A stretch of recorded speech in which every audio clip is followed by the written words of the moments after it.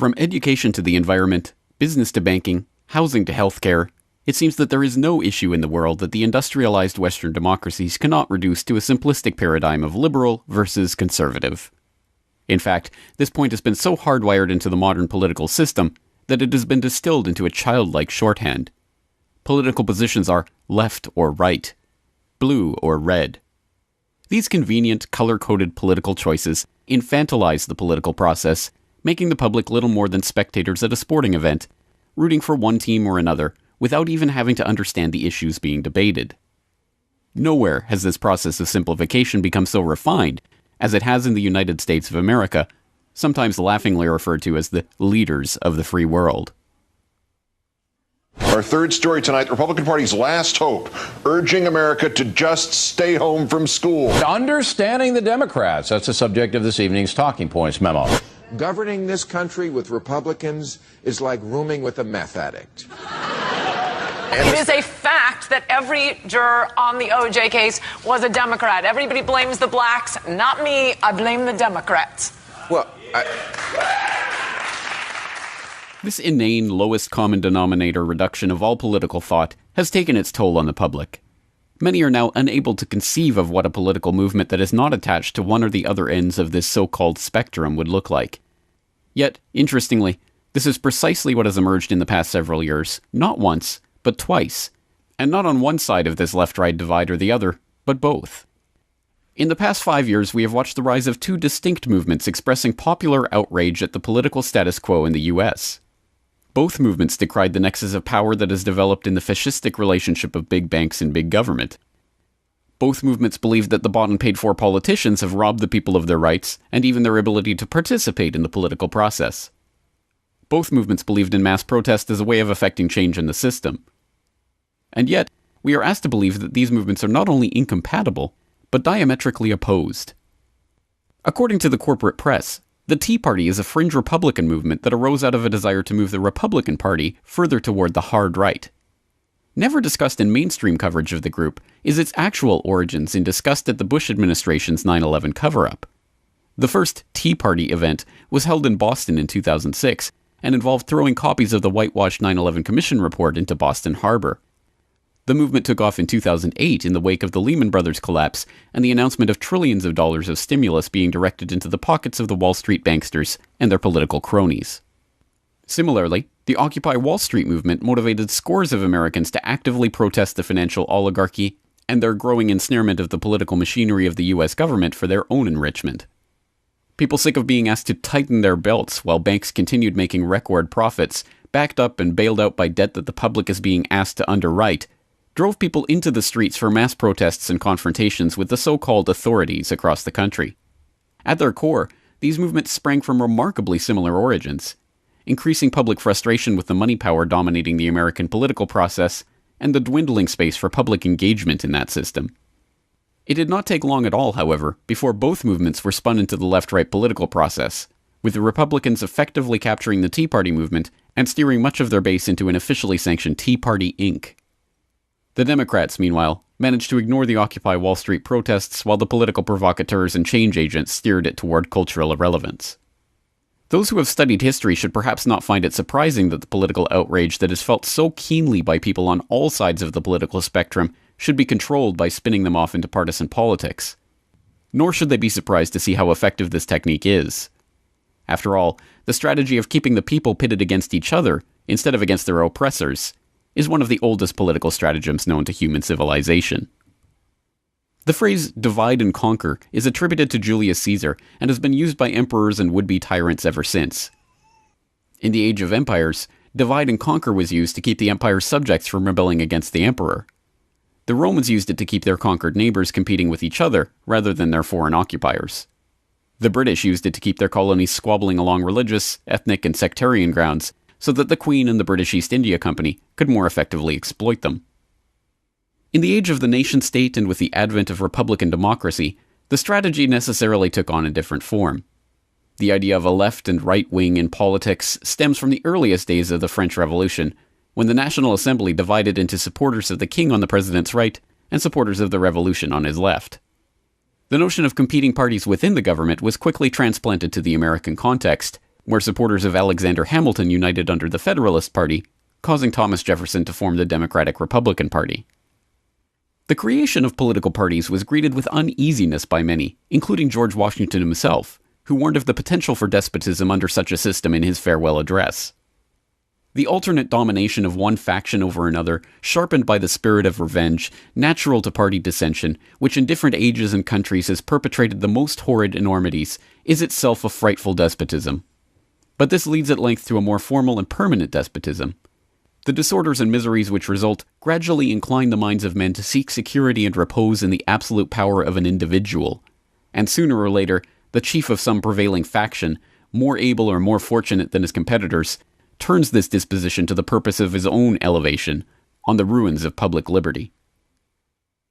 Whatever the intentions of the original creators of the Federalist and the Democratic-Republican parties, by the 20th century the American system, supposedly the beacon of democracy for the world, had become hardwired into a two-party duopoly, the Republicans and the Democrats.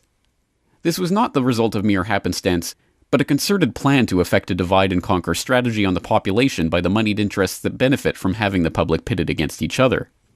The thinking behind this two-party system that was engineered by the banking and financial interests was documented by famed Georgetown historian Carroll Quigley in his landmark work Tragedy and Hope, published in 1966. The argument that the two parties should represent opposed ideals and policies, one perhaps of the right and the other of the left, is a foolish idea, acceptable only to the doctrinaire and academic thinkers. Instead, the two parties should be almost identical, so that the American people can throw the rascals out at any election without leading to any profound or extreme shifts in policy. Late last March, I had the chance to talk to independent news commentator Charlie McGrath of Wide Awake News about this strategy of divide and conquer, and how it functions to keep like-minded people apart on so many issues. Well, I see it as a damning mechanism that is enslaving humanity. I mean, I see it as you and I were talking before we started the program, probably, in my opinion, the most important thing that I can do, the most important issue facing us, is the separation in our country. And it isn't just the United States, obviously, it's globally, but the ability to divide and conquer is a time-honored tactic in militaries have used, and it works just as well in a political, social, economic, theological landscape. I mean, and you know, doing this for now 4 years, seeing how polarized people are and how they're, you know, indoctrinated into one camp or another, it is how all corruption can grab a foothold and maintain course, is the fact that we fight amongst ourselves rather than look at the people or corporations that brought us here.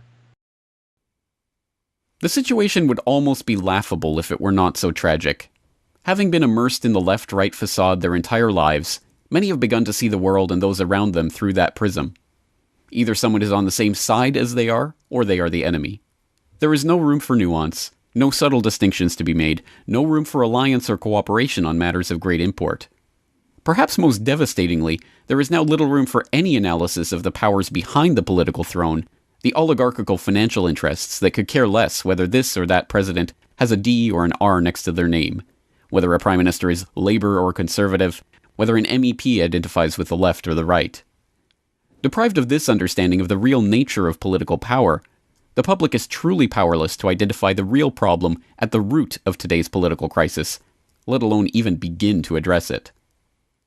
It is perhaps ironic, then, that at the end of the day, the supposedly serious commentators, analysts, and talking heads that are paraded in front of the public to comment on this system are little more than buffoons and court jesters, keeping the public entertained and distracted, while some of the most insightful political commentators of our day have been the comedians who have been bold enough to expose this system for what it really is.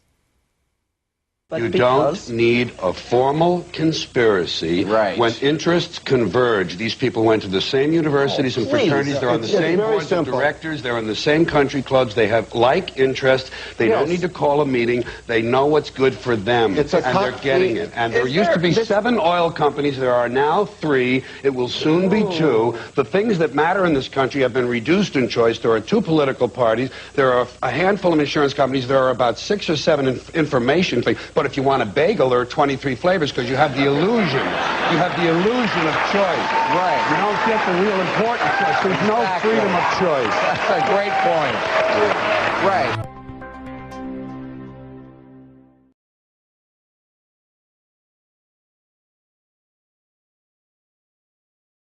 Now, it's been proposed time and again, too, that big business is behind things like this, and that would represent a capitalist approach, but what you're saying is we're heading toward a socialist approach based on this scenario. You have to understand the difference between capitalism, socialism, communism, what all of these things really mean. You have to understand that what the difference is between right wing and left wing. People, they use these phrases all the time, and they don't even know what these things mean. And it's just incredible to me to hear a socialist calling someone else a Nazi. Because Nazi means National Socialism. So here's a socialist calling a right-wing guy a Nazi, when what he should be calling the right-wing guy is anarchist. People on the right want no control. They're really anarchists. Okay? So they would, in theory then, or in fact, be in opposition to this ultimate movement. Yes. Whereas in appearance, they would be the ones behind it. Well, when you have a misunderstanding of what the terms mean, yes. Okay. Right wing, on the far right, is total anarchy. They don't want anybody controlling anything that they do, and they believe that people are responsible enough that the world can exist without government. Okay. Are the very minimal government that it would take to. On the far left, on the other hand, they believe that the government should be in total control and should be supply man with all of his needs. Well, creating a whole society that's dependent. Right. A republic is somewhere in the middle. It's governance by laws. Laws are decided by representatives who are elected by the people. And according to the theory, the representatives will do what is right, whether they get elected or not, because it's not really a democracy. A democracy is far left. People don't understand. We don't live in a democracy. This country is not a democracy. It is a republic. A democracy is ruled by the mob. The mob always votes themselves every kind of benefit that they can vote themselves.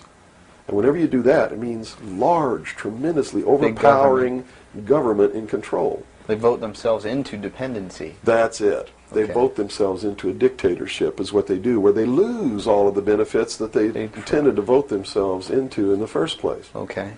And democracies are extremely dangerous to minorities, because if the majority of people don't like you, right, they're going to vote that they kill you, and they can, you know, that's it. Democracies are dangerous. Democracies are socialists. Democracies are communism. That's what communism is.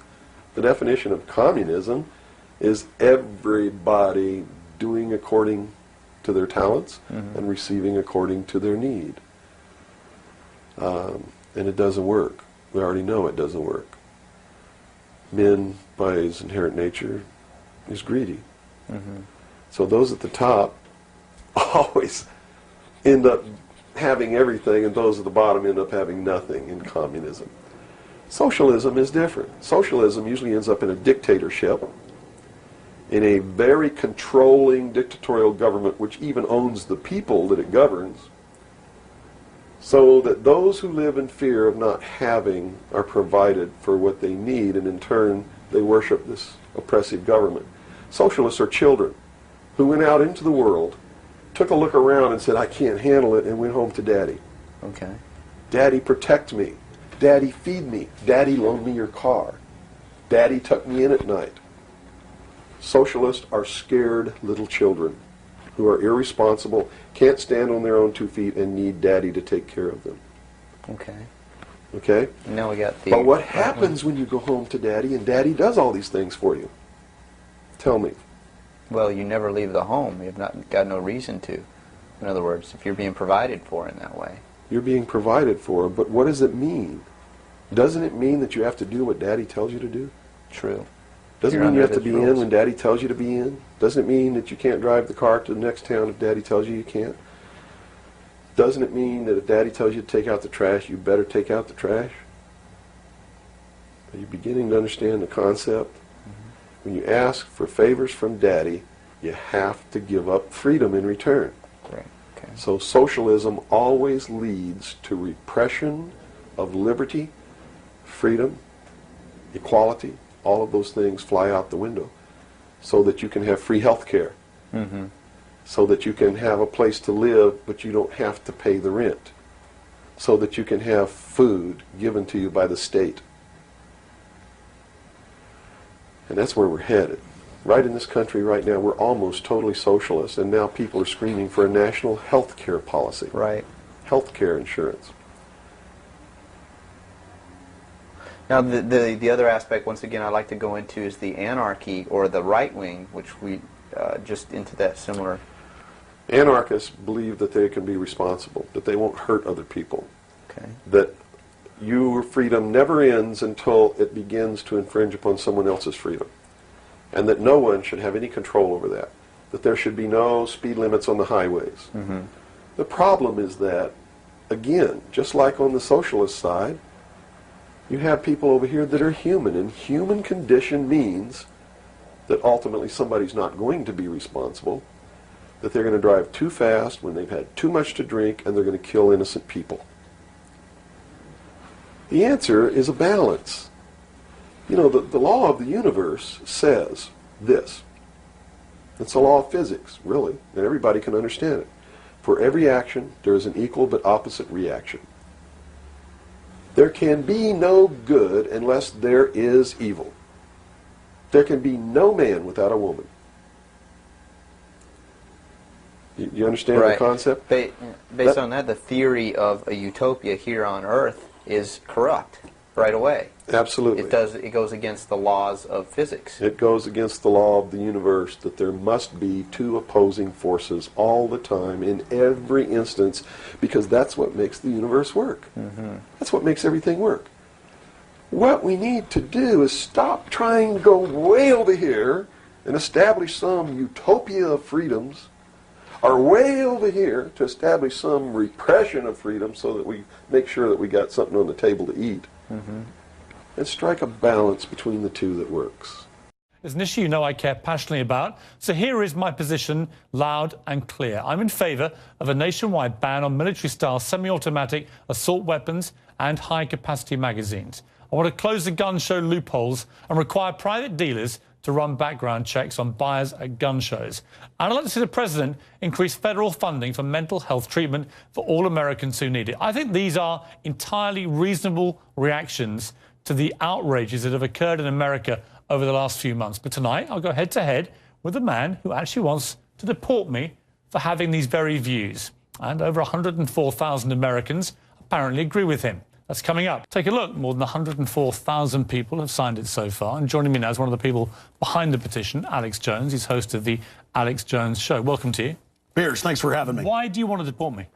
Well, we did it as a way to bring attention to the fact that we have all of these foreigners, and the Russian government, the official Chinese government. Mao said political power goes out of the barrel of a gun. He killed about 80 million people because he's the only guy that had the guns. So we did it to point out that this is globalism, and the mega banks that control the planet and brag that they've taken over, in Bloomberg, AP, Reuters, you name it, brag that they're going to get our guns as well. They've taken everybody's guns but the Swiss and the American people. And when they get our guns, they can have their world tyranny, while the government buys 1.6 billion bullets, armored vehicles, tanks, helicopters, Predator drones, armed, now in U.S. skies, being used to arrest people in North Dakota. The Second Amendment isn't there for duck hunting. It's there to protect us from tyrannical government and street thugs. Take the women in India. Your piece earlier on CNN I was watching during Anderson Cooper's show didn't tell you that the women of India have signed giant petitions to get firearms because the police can't and won't protect them. The answer is, hey, wait a minute, I have FBI crime statistics that come out a year late, 2011. 20+% crime drop in the last 9 years.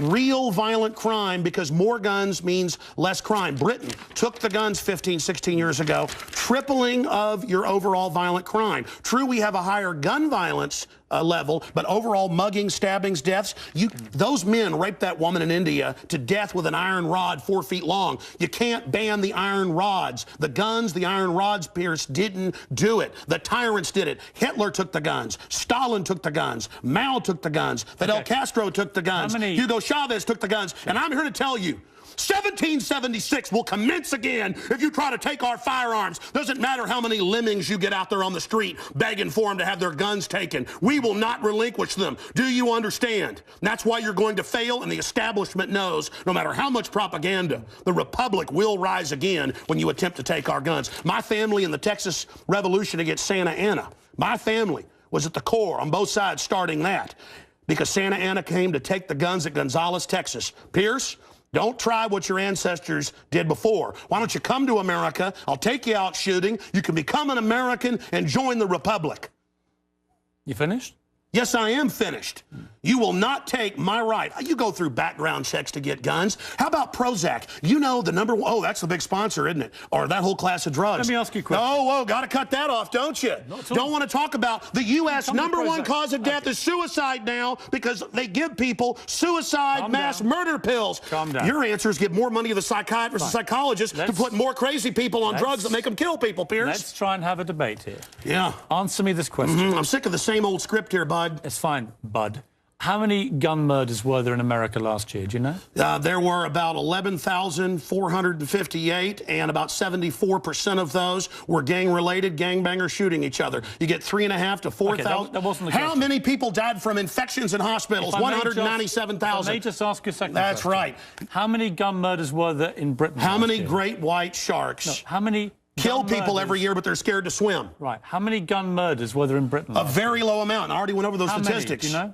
It was only a few hundred. No. How many gun murders? I actually did pull up the statistics. Here, let me pull them out right here. I figured you'd do that. Gun murders in Oh, wait. Britain last year. UK violent crime, capital of Europe. London Telegraph. Here, let me give you more. It's quite a simple question. Well, that's the oldest. You're a very loud man. No, that's the oldest make a Perry lot of Mason noise. tactic to ask me some little factoid. It's not a little factoid. I already said earlier, We're talking about England has a lot lower gun crime rate because you took all the guns. Let me try exactly my But you've got hordes of people burning down cities and beating old women's brains out every day. What a ridiculous They arrest people in England if they defend themselves. That's on record. My God, you have got a total police state. Everybody's fleeing that country because you've had to flee here, bud.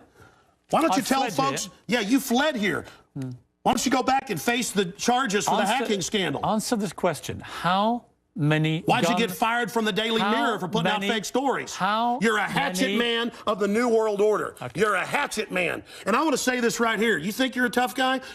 Have me back with a boxing ring in here, and I'll wear red, white, and blue, and you can wear your Jolly Roger. Okay. You know what? Let's try again. How many gun murders were there? Oh, you're going to ban your fist now? In Britain last year.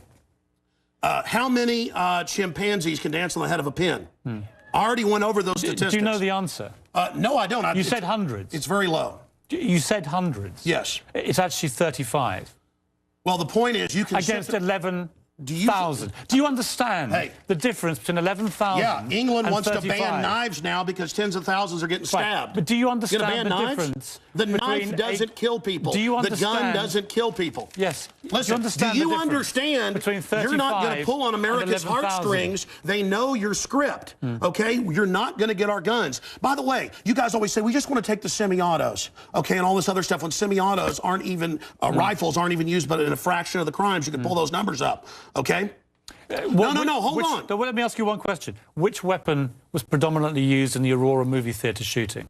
M4 AR-15 variants. So it was a semi-automatic assault rifle. Again. Okay, but statistically, it's very, very low.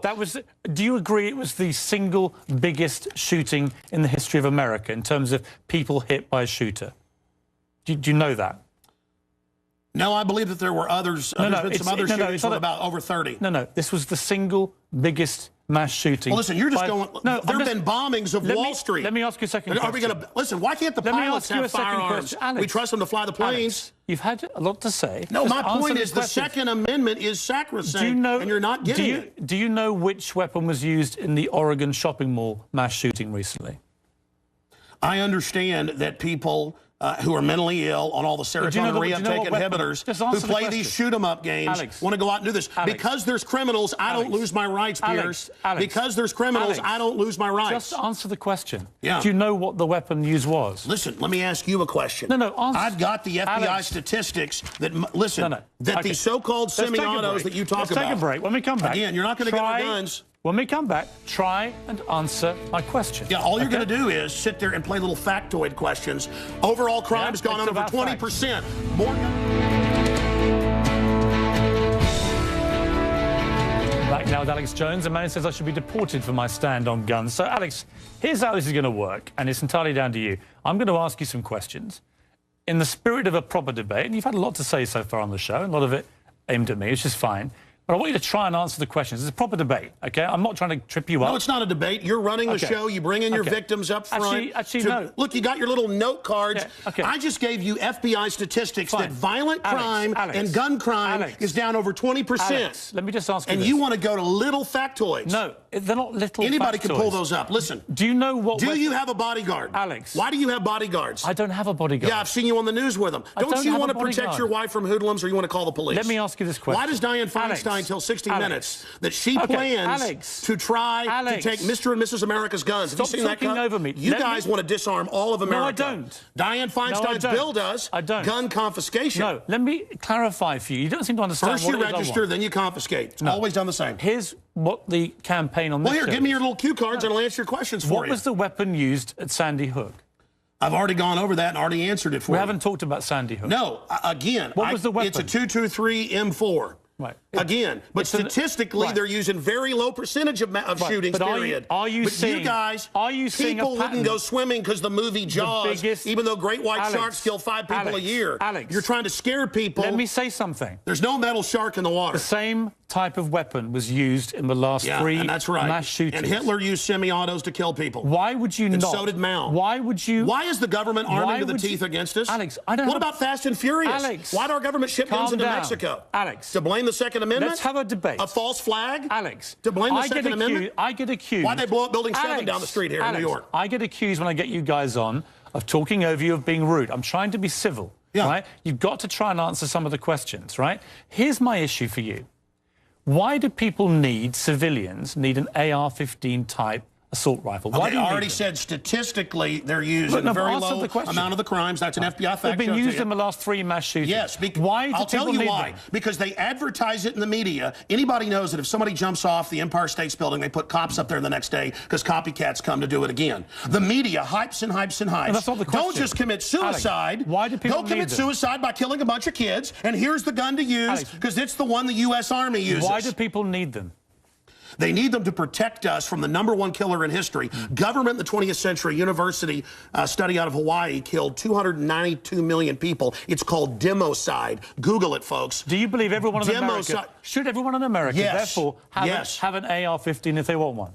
Statistically, where there's more guns, there's lower crime. The highest crime is in Bloomberg, But you have the most guns of any of the 23 richest countries in the world, and you have Well, America was born on guns and whiskey. Right. But it's true we're a violent society. Right. So you but accept that America has the most knives guns kill and the 3 most times gun more. murders. Have you seen the FBI numbers? Knives, bats, rocks kill many times more. Alex, let's talk about the guns. It's not the rock. It's not the knife. When a mother chops her kids up with a cleaver because she's on serotonin. Tell me why I'm wrong. Why don't you want to get rid of the drugs? Because they're half your sponsors? No, stick to the subject. America's #1 cause of unnatural death now is suicide. Alex, not automobile accident, not cancer, not... You accuse me of attacking the Second Amendment of the Constitution. I want to get people off pills that the insert says will make you commit suicide and kill people. Alex, let's get about the Second Amendment. I want to blame the real culprit. Suicide pills. Mass murder pills. Okay, let me ask you one question. Your belief, unless I'm wrong... First time anybody's ever heard this, by the way. Your belief, unless I'm wrong, is that under the Second Amendment, your real concern is that you will be overrun by a tyrannical regime, either from somewhere else or highway from your own checkpoints. Look at Mexico. Total gun ban for the citizens. Highest crime rate in the world. 57,000 people dead the last 5 years. Total gun ban for the citizens. But Switzerland has the lowest crime rate in Europe. Your country has the highest. Alex, we have 35 gun murders a year. You have 11,000. You people get their brains. It's the higher crime rate. Let me ask Violent crime is higher. On this specific... It's brains. Alex, it's people. I'm trying to get inside your brains. Pierce, it's if not you punched very me easy. right now, it'd be not your fist, but your brain that did it. Let me get inside your brain. Okay. Okay? I'm serious. You have a very, very big platform. You air, I think, on 63 networks. No, that Wikipedia is like 10 years old. I'm on over 140 stations. XM. Millions of Americans hear you. Over 1.5 million day. visitors to Infowars.com and a I day. congratulate Where we have the your statistics audience. posted right now. Infowars.com. Who do you believe was behind 9/11? Oh, I absolutely know. I have the police on CNN saying, get back, they're going to blow up 7. I have BBC reporting. Who do you believe is behind I have the proof. I heard them on CBS Radio. Who, Alex? They announced they blew up the towers on CBS Radio. New Yorkers all saw it and heard it. Alex, who do you believe? They blew up Building 7. Alex, who do you believe was behind it? The American government? Criminal elements of the military-industrial complex, the same ones that staged Gulf of Tonkin, the same ones that staged the mass shootings of Operation Gladio. Right. Ooh, the CIA don't like this right now. Do you mean that President Bush and his administration were behind 9/11? I mean that even mainstream news reported that the hijackers were ordered to be allowed into the United States. Michael Springman, the head of the visa department, blew the whistle on that. So the Bush administration was part of a conspiracy he said never let us tolerate to murder I can speak in this accent as well. Yeah. The but is that government, what you believe? Hitler firebombed his own Reichstag, Pierce, to bring in martial law in Germany, April 27th, 1933. Governments have staged terror attacks throughout history or allowed terrorists to attack as a pretext to invade and enslave the populations. I probably own more than 50 firearms. Many of them have increased in value 2, 3, or even 4 times. I sleep very comfortably outside Austin, Texas, knowing that I can defend my family. Okay, Alex Jones. This is Infowars.com. This is the man who wants to deport me from the country for wanting to get rid of it's to point out you're a foreigner, a red coat, here telling us what to do. Whatever. Go back to where they took the guns if you don't like it. Yeah!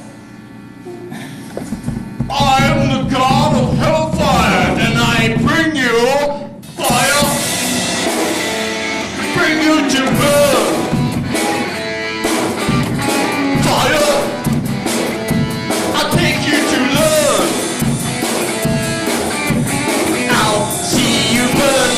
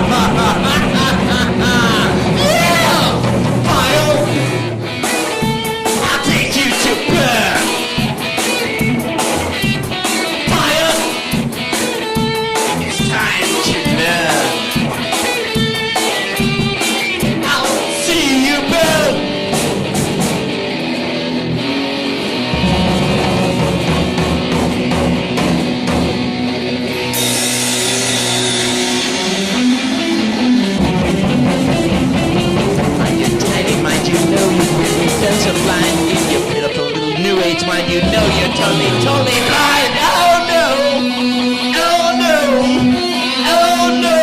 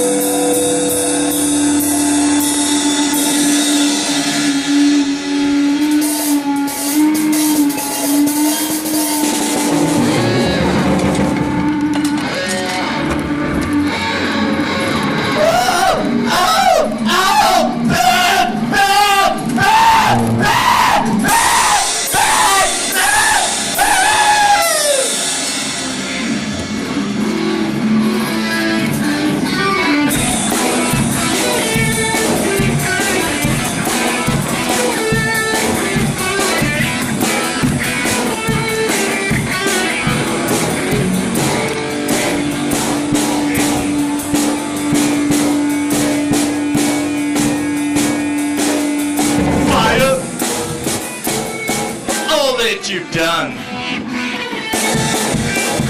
Fire for denying God's Son. It's time to burn.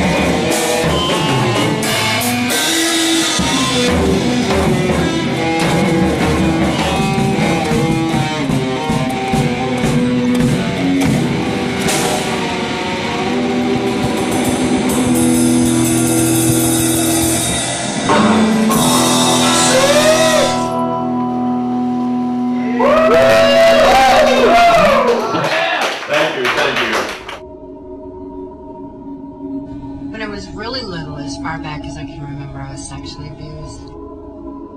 And the sexual abuse went into child pornography.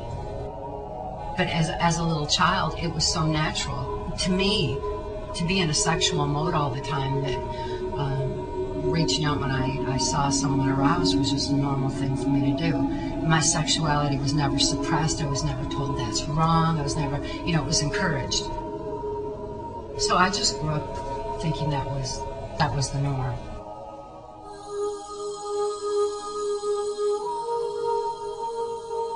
With the abuse that I went through, it was as though my spirit was removed from it, like it took flight.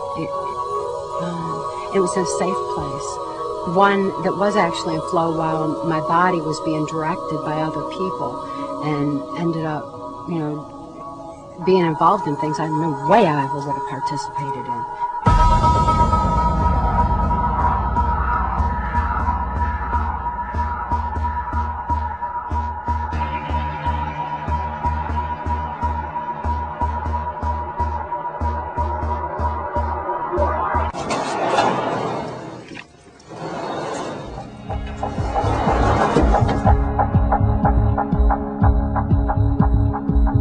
It was early evening when they played Most Dangerous Game.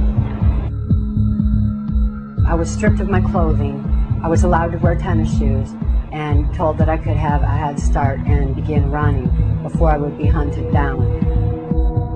My exposure to it resulted in my believing I had no place to run and no place to hide. It seemed there were no limits to what could happen in my existence at that time. Was the most extreme, one of the most extreme situations I think I ever survived.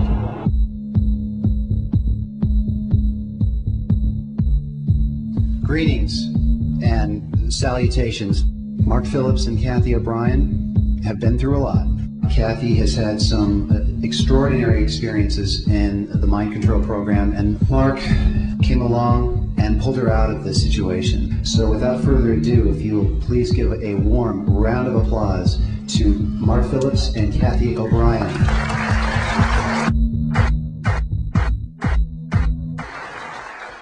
When I was a really young child growing up in Muskegon, Michigan,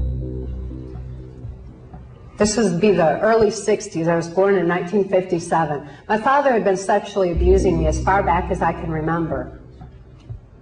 And he often bragged of substituting his penis for my mother's nipple while I was an infant. So my sexuality was heightened from a very, very early age, and I also developed what is known as dissociative identity disorder. It was formerly termed multiple personality disorder, but has since been redefined because it's not multiple personalities, but the shattering of a personality and a compartmentalization of memory, of trauma, too horrible to comprehend. Childhood sexual abuse is certainly too horrible to comprehend. There was no place for that in my mind. This compartmentalization of memory was what the government was interested in, because they figured that if a person couldn't think to bring to mind abuse, they wouldn't be able to think to bring to mind government secrets, government perversions, or anything else they wanted compartmentalized in the brain. My experience as a mind control slave on a White House Pentagon level was extreme. I was totally robotic. I had no capacity to think for myself. I didn't have any free thought whatsoever. I didn't even have the ability to question, to reason, or consciously comprehend what I was involved in.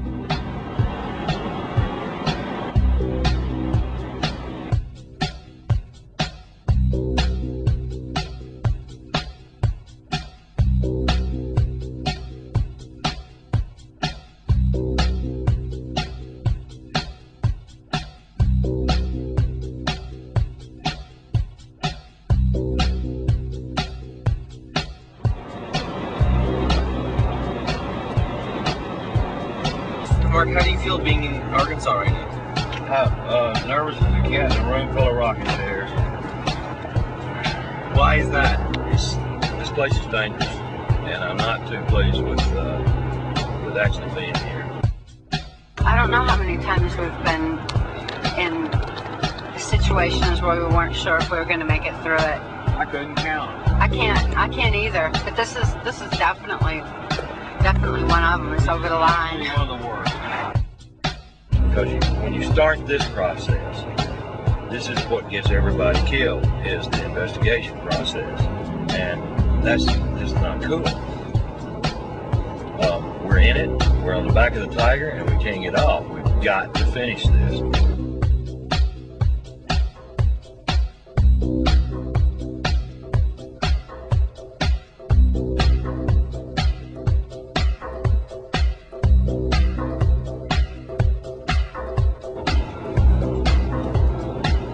we got here, Stephen, is somebody who's top world-class businessman in his own business arena.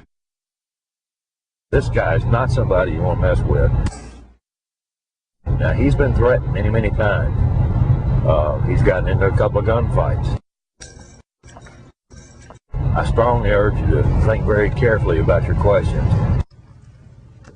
And don't attempt to try to fool him by putting him on camera, except maybe in a silhouette or something. Would you like to know a couple of things? I want to know everything. If you're looking for validation in terms of what Mark and Kathy have laid on the table, hey, is it real? Yeah, it's real.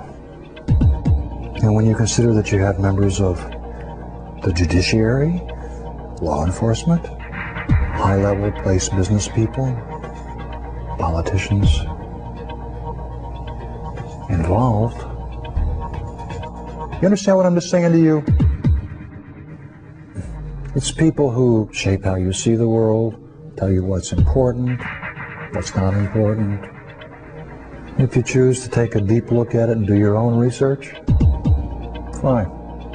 You'll find out for yourself. Hope you're fast on your feet, and hope you're capable of dodging bullets, because you might run into some. These are serious people. Every time I turned the proverbial corner, Stephen, I ran into stuff that was just totally 100% outside of my realm of experience and hence believability. I mean, it's bad enough to hear this stuff, but it's even worse to get it validated.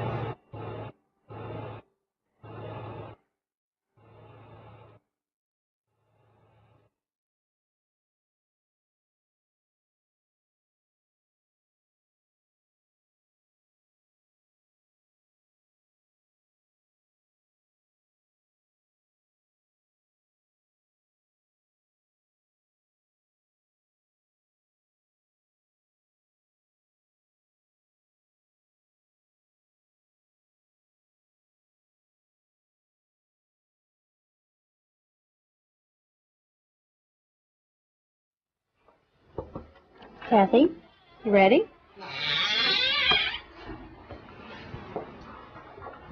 When I was 22 years old, my vaginal muscle, it was cut. And then once that happened where there was more movement with the muscle can actually protrude out the vaginal opening. And that was carved by somebody that was a very controlling person and was aware of the effects of trauma on the human mind. They used an X-Acto knife to do that? Yeah, it's a series of them. I didn't have any anesthesia, so I remember it very distinctly. Is there a lot of bleeding? It was so uncomfortable. I remember crawling into the bathroom and getting in the bathtub. It seems to me like more of a ritualistic type of, carving, and not just carving, but an actual face, something into there.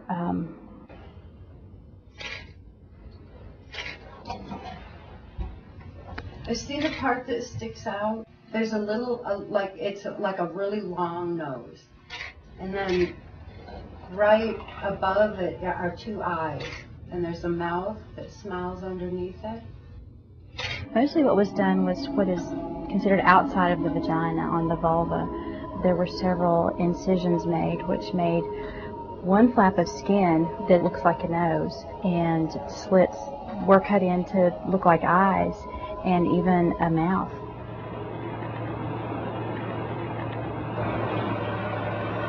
But after what you've been through, haven't you been through the worst of it, do you think? Yeah, well, I'm not afraid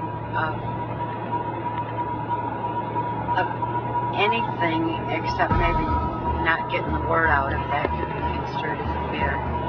And this word is getting out regardless. I mean, we've won. We won big.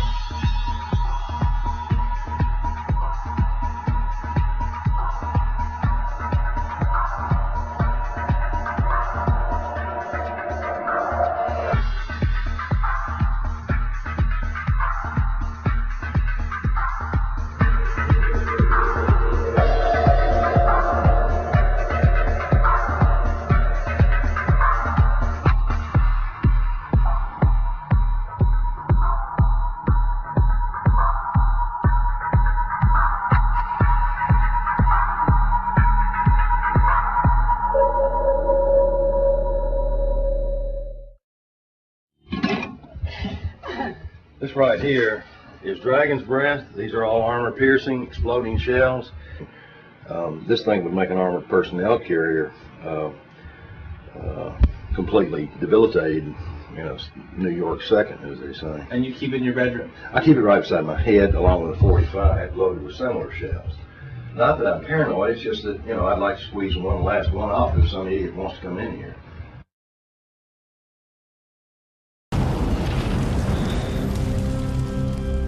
On Tuesday, the residents of Flint, Michigan were rattled by explosions that resulted from a secretive Jade Helm 15 Urban Army exercise. Big, huge explosion. I mean, it was loud. Explosions you'd expect in a war zone echoed through Flint, and people's homes shook and those inside were caught off guard.